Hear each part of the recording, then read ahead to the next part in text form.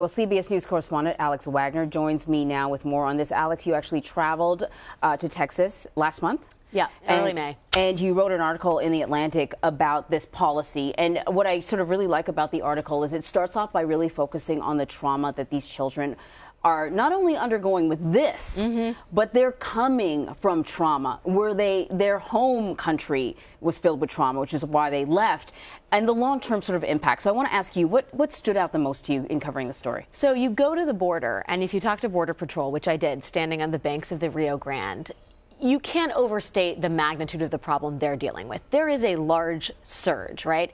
Their concern at the border is, how do we stop the surge? That's all they're focused on. There is a huge gulf between what is happening in these home countries and what is happening in the border. And I think people don't understand the magnitude of systemic collapse that's happening in El Salvador, Guatemala, and Honduras. One aid agency said, you're thinking about this in terms of immigration.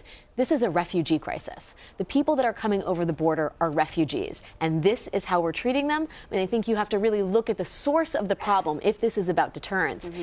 Having the policy that we do at the border is the Trump administration's response, but truly it will require a much deeper and profound understanding of the institutional collapse happening in the Central American Triangle. Well, Gail spoke to parents who were unaware of the policy while they were on their way to the border. How's it going to work as a deterrent if people aren't even aware that it's going to happen until their children are literally being taken from them to go have a bath and not coming back, right? Exactly. And the trauma piece of that, again, also shouldn't be overstated or understated. The children are coming from places where their family life has been under threat. These gangs are effectively terrorist organizations. They're taking a journey that is in and of itself traumatic. You're talking about young children for whom the rhythms of the day, the more established they are, the better they are for young children. All of that has been thrown out the window as they ride on the back of buses, as they hitch rides, as they are exposed to weather, extreme temperature, violence. They finally get to the United States of America. And what awaits these families? Not respite, but more trauma. Separating children, and we're talking about children who are toddler age, the tender ages, under 12, separating them from their parents is a huge break. Emotionally, psychologically, physiologically, there are impacts. And the parents are often, in many cases, according to the pediatricians I spoke with, they're the buffer for a lot of the stress that these children are going to be put through in the coming weeks and months, and the stress that they've experienced. So to lose all that is a profound displacement. I think we haven't even grappled with what that really actually means for these kids. Yeah, there have been a number of members of the administration that have sort of been a little mealy-mouthed about this policy. Is it a policy? Is it the Democrats' fault or not? But Attorney General Jeff Sessions has been really, really clear. He says fleeing crime, fleeing domestic violence, that's not a reason for asylum. In your article, you kind of flesh this out and say comparing them to sort of your average crime victim is not fair. Yeah, and you talk to anybody who knows this part of the world, this part of Central America where the lion's share of these refugees are coming from. This is not about private violence, which is how the Attorney General characterized it in his statement.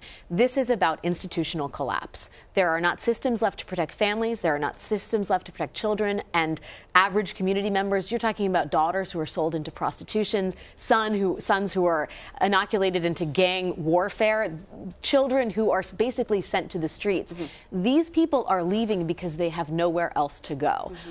You can't understand this crisis and why these people are coming over the border until you understand the depth of sadness, despair, and danger that these people feel.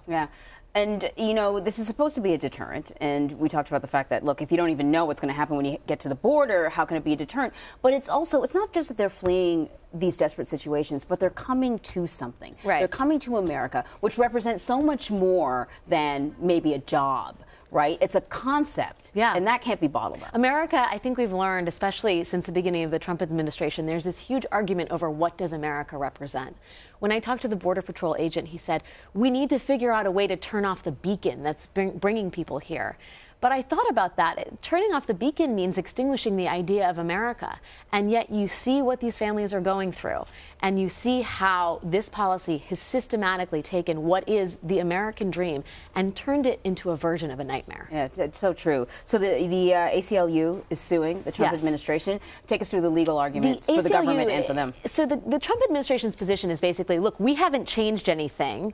This is a matter of criminal prosecution. The zero tolerance policy refers to the fact that people coming here illegally will immediately be prosecuted for criminal activity.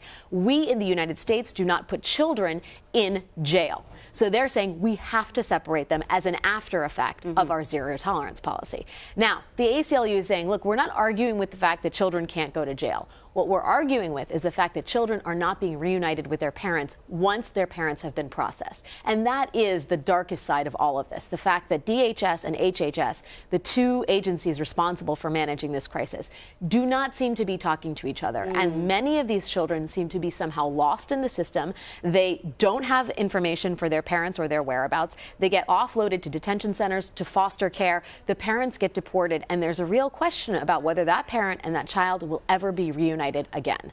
And that's what the ACLU's lawsuit is based on. So we're not necessarily talking about a temporary separation. This could be a lifetime separation. Once a parent has been deported, it becomes very difficult to get a child who's still in the United States back to that home country. Alex Wagner, thank you so much. Thanks, Anne Marie.